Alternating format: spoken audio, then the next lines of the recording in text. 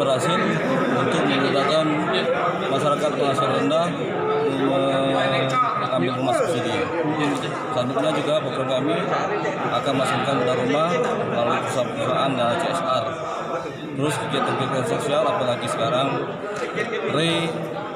DPP Sumsel sudah punya mobil untuk melakukan kegiatan sosial seperti kebakaran, kebanjiran, kita bisa turun di sana. Itu saja.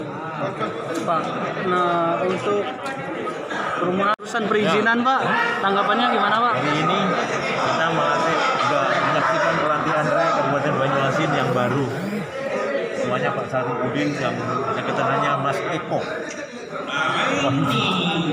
Artinya ada wadah sarana prasarana alat yang membuat RE di Banyuasin akan lebih baik.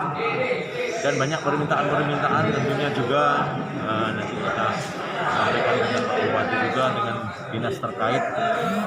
Kalau memang bisa dipermudah, kenapa enggak dipermudah? Kalau memang bisa diperkecil BPHTB-nya, kenapa tidak dilakukan?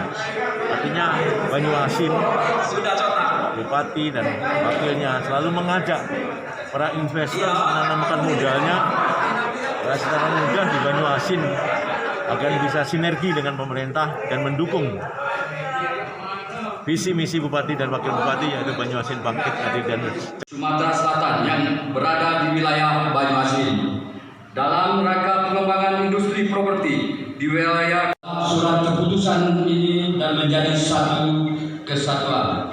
Kedua, menugaskan